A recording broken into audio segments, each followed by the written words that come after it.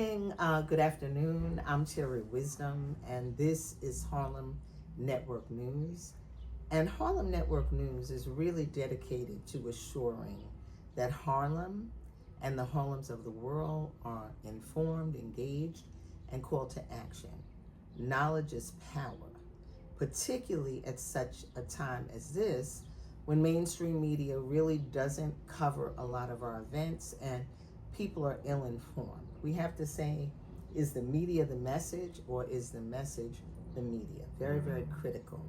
So we are here today really to speak about an event coming up. I have one of our Harlem historians here with us, very learned, very involved in a lot of activities, a wealth of knowledge, a book of knowledge, and that is in the person of Dr. John Norvell. He's right here with us. Yes. So what we came together today is to make sure that folks know that there is a hearing this coming Saturday, which is May 30th, from 12 to 4 at the National Urban League. And this hearing is extremely critical. It's dealing with reparations and the wealth gap. And there have been hearings all over the state. This is basically a New York State thing in terms of reparations. And there's actually a bill that was introduced to really assure that the idea of reparations is explored. So very, very powerful in terms of the fact that this is even happening so many years after the enslavement of our people. So we're going to go back a little more. I know that Charles Barron and another one of our state senators really initiated this bill. And Governor Hochul signed it into action. I think this is back in 2023. So it's very important, but it's happening right here in Harlem this coming Saturday. And we want everybody to come on out. We need to show up. We need to show out. This really has to do with us. It has to do with the future. It has to do with the past. It's an extremely critical situation. So we need to be present and accounted for. I know that you can go on Eventbrite and RSVP. You should do that today. And you're able to do like a +1, a +2. So do that so that you can be there at this really, really important and significant hearing where you can voice your opinion, your view. So if you go to Eventbrite and you search up the National Urban League hearing on reparations, it's going to pop up and you can RSVP. So without further ado, Doctor, please introduce yourself. Tell us who you are and whose you are. Okay? Well, a little bit. Yeah. Thank you. Well, my name is John Derek Norvell, and it was in 1999 that I took an added African name, and that because there was nonsense with my birth certificate, it wasn't it connected to all my school records and stuff. Okay. And I said, what is this foolishness? So then I said, okay. I said, I'm going to have my complete name out there, but I want to add an African name. So I added the name Yared Adi Mikel, and it's after Saint Yared, who was the patron saint of the music of the Ethiopian Orthodox Church, and Adi Mikel meant son of Saint Michael. And that I said, yeah, and Saint Michael who fought the devil, I said, yeah, I've been fighting a lot of devils in my life. So I said, all right, so I'll be John Derek Yared Adi Mikel Norvell. And what is your discipline? And then we're going to get to this reparations because it's very critical. My discipline is in music, and in my specialty, what I was specializing in was the liturgical music, particularly the music of Mary Lou Williams. She was a Catholic convert, and it came at a crisis in her life, and she was going through a lot of struggle and a lot of things. And she looked at the music of our people, going from the blues, spirituals, and that, and she said, "Here's the making of a new liturgical form," which at that time with Vatican II, they were looking for liturgical forms and that. And then so she started writing jazz masses, and she started writing a jazz motet, beautiful piece called St. Martin de Porres. It was after St. Martin de Porres of Latin America and that. And so I was, writing arrangements of her music and that, and also looking at her as her aesthetics and such. And then that's when I stumbled over this thing called Pinkster. And I said, what is this Pinkster thing? And it was New York and that, and there was this African king, and he was from Angola. And I said, this is a long place from Angola to New York here. Wow. And then there was this celebration of Pinkster as the African Pentecost. I'm saying, wait a minute, what is this? So I began to look at it more and more, and so it was like an offshoot of what my dissertation work was. And then I found out that there was just so much information that it really just shocked me. And I thought about something that my godmother and my grandmother and her sister said a long time ago when I was almost 5. And I lived here in New York all my life. I'm a native New Yorker. Born in Bellevue Hospital. Can't get more New York than that. Okay. So they said to me, mind where your stepchild, because you might be stepping on your ancestors. And I didn't know what that meant. But afterwards, with Pinkster, I began to know exactly what they were talking about. I don't know how they knew, but they knew. Media is so important. Yes, Yeah, this indeed. is how we find out things. And of course, you spoke about how do we know things, the drumbeat, the word of mouth, the grapevine.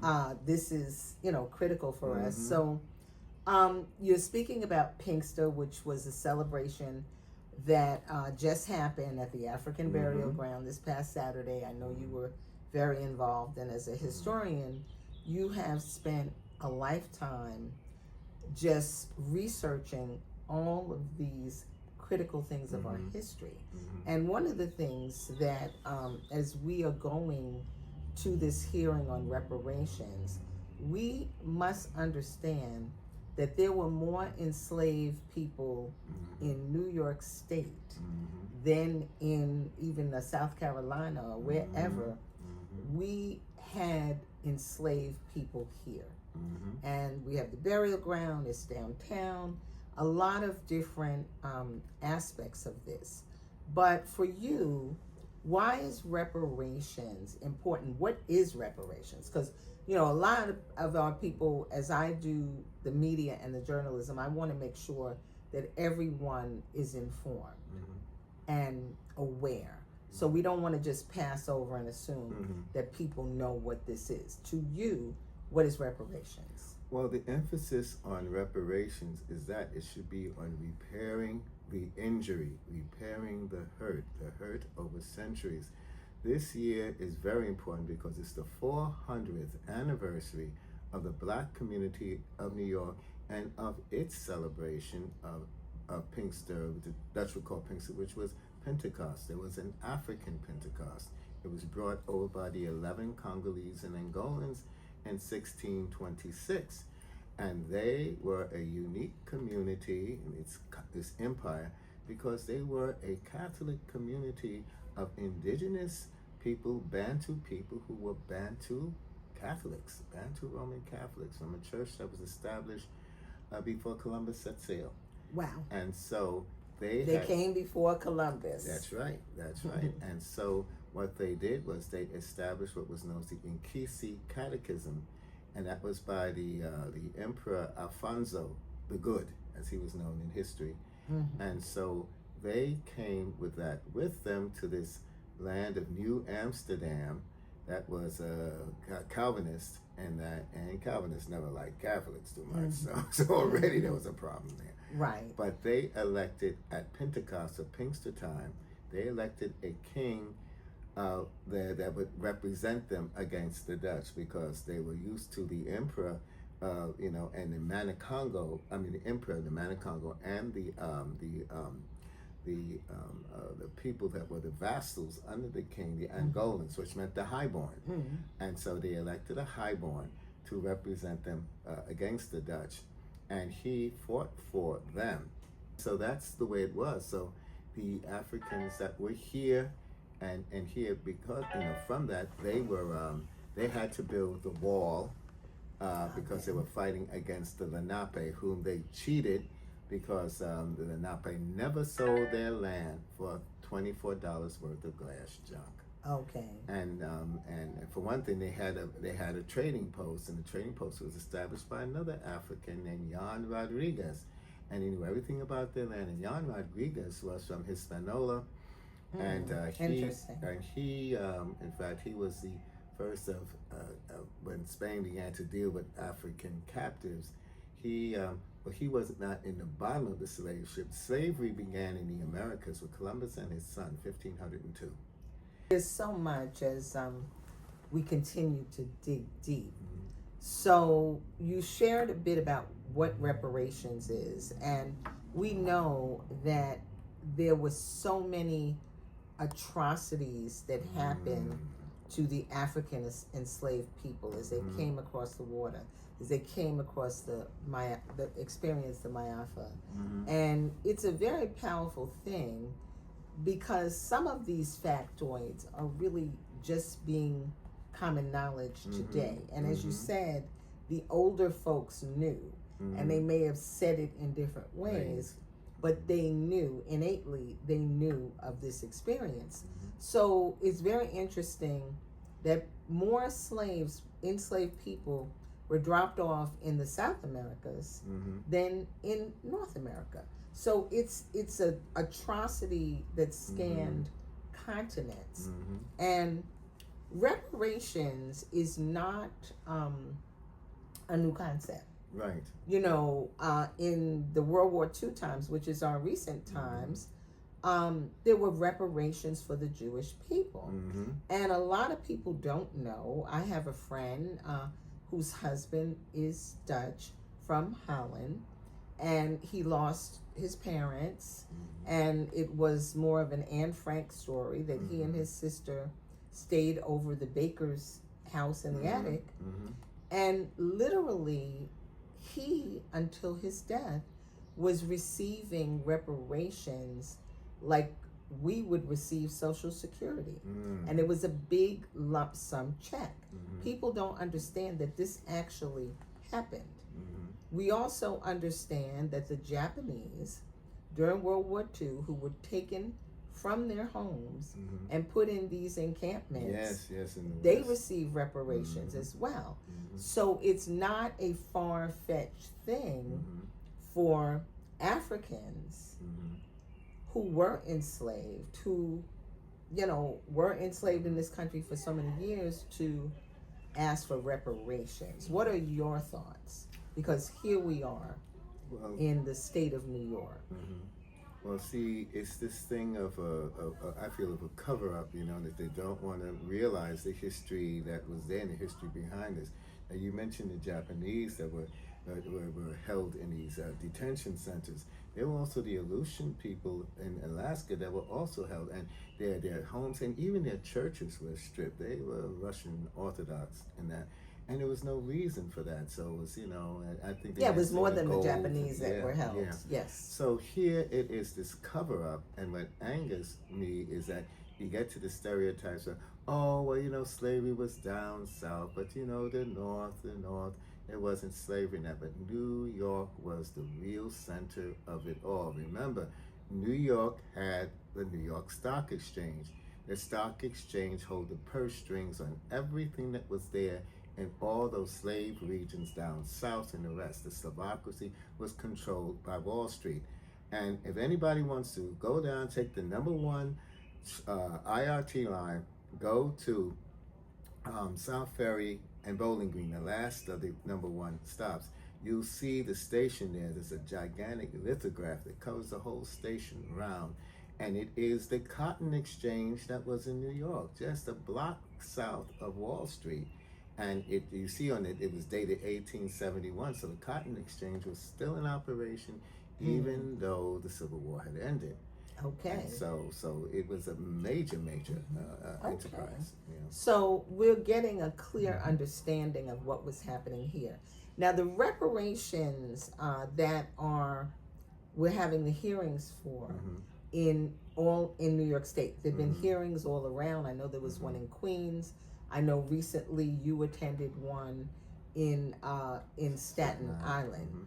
However, the reparations that we're talking about in New York State, is there a movement for national reparations, or is this a state by state thing? That's a good question. I don't know, but there should be.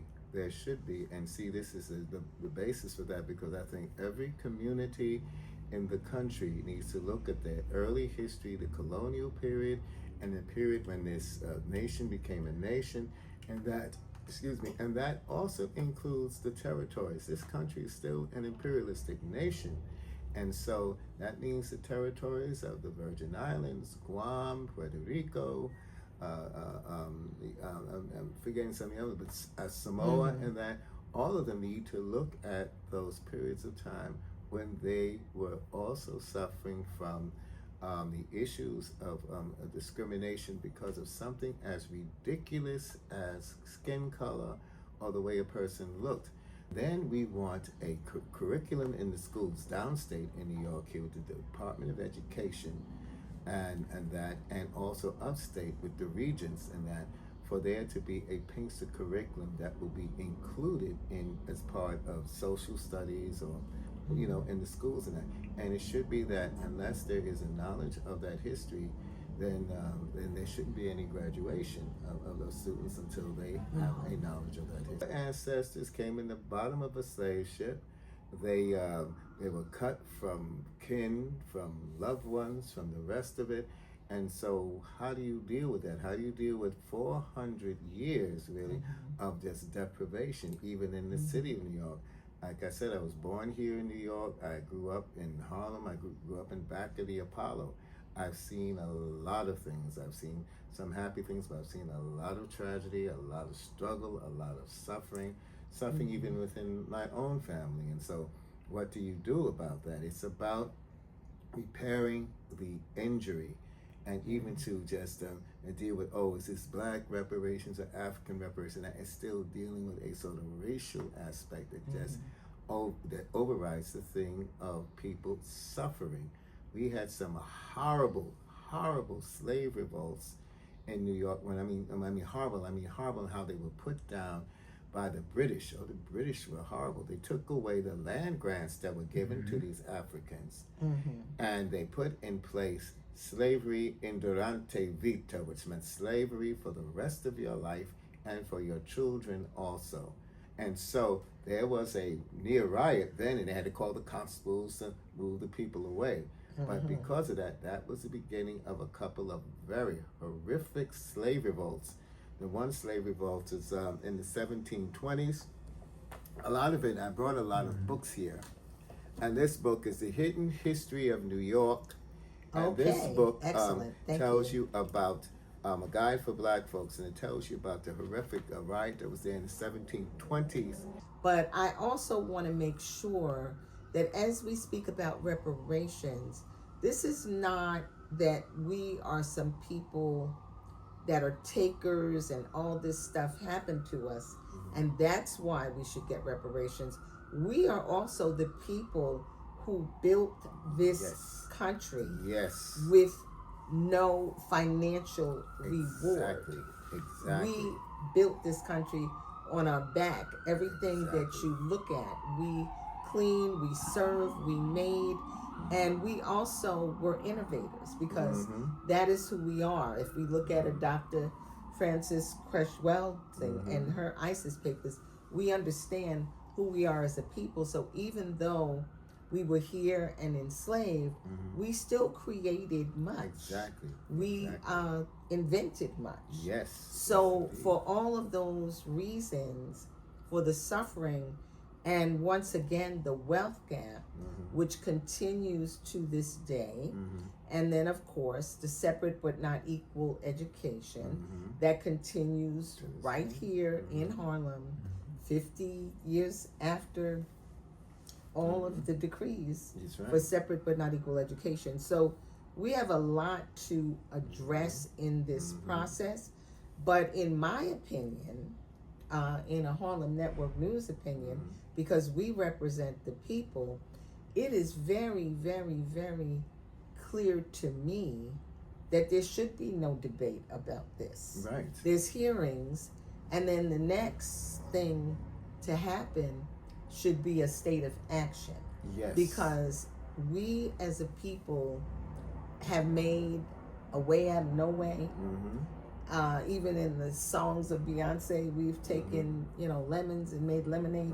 We've done all of this. So imagine with support, there was redlining.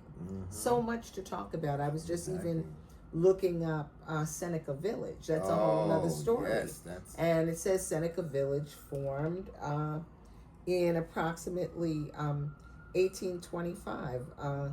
Landowners subdivided their property and sold the first lots to African Americans, including one of the shoeshiners, Andrew Williams, of the AME Church. But that land was also taken for Central Park. So we could keep going. Yeah. But I would like you to just give us some closing remarks and encouragement for why the people need to come out. Why this is Harlem Network News. We want to make sure you're aware that people know this is happening and that there is an overflow. Like so many people, maybe they have to put another room, but it's an unconscionable thing. It's great this is happening, but if people don't know it is happening, then they're not going to be there, and they're not going to be able to give their views. And this is critical to us moving forward. Yes. I had heard that there's going to be a hearing again in Brooklyn, which this is good, and I'm interested in going there. But the people must speak. It's about we, the people. People seem to forget that today with the present occupant in office of the White House. But it's about the people, and the people should speak. And you talked about the innovations and the creativity of a lot of folks in slavery. Well, if you were a slave and you invented something, you were not going to get a patent on your invention. It went to the slave master.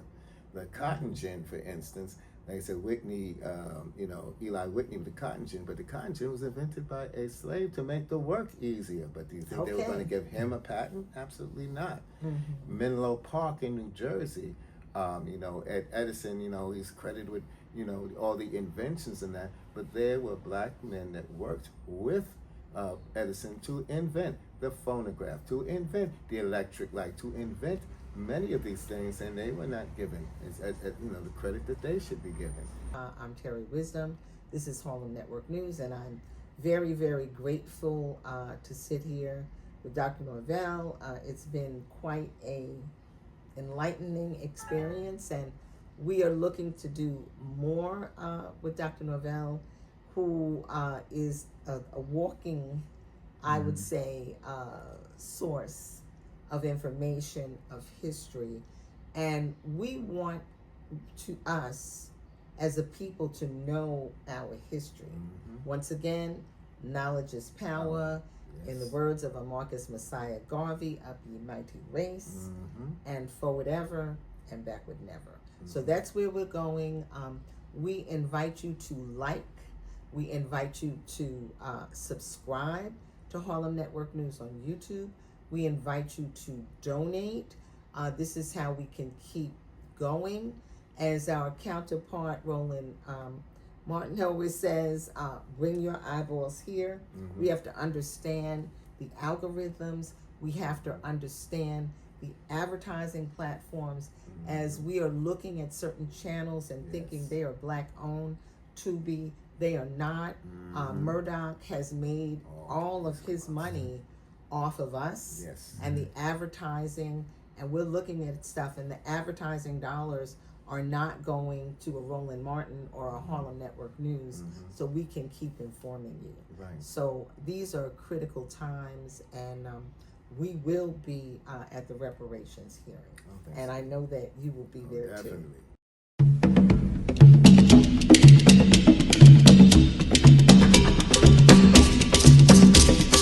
So there's a wealth of information, and it is my understanding that right now we are dealing with reparations for New York State. Yes.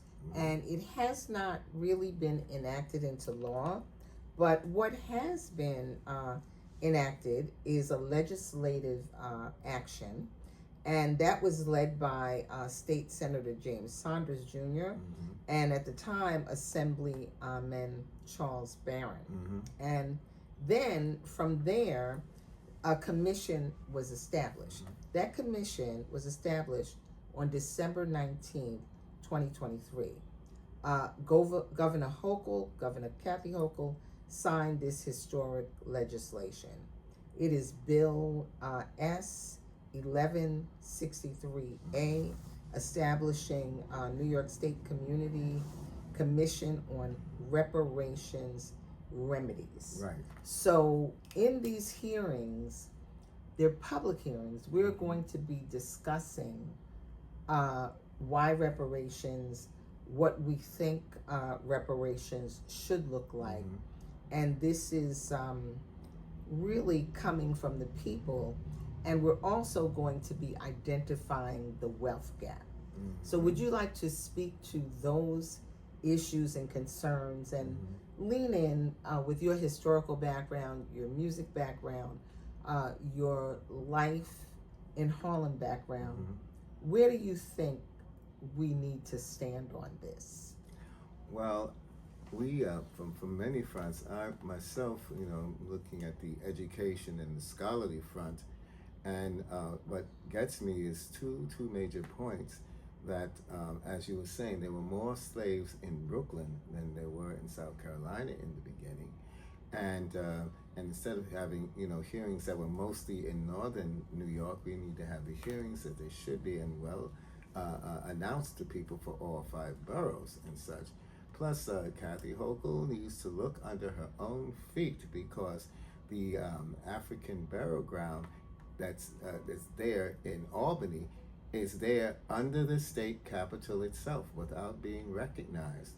And I am very incensed about the fact that here people making legislation over our lives and our ancestors are there under their feet, the state capitol.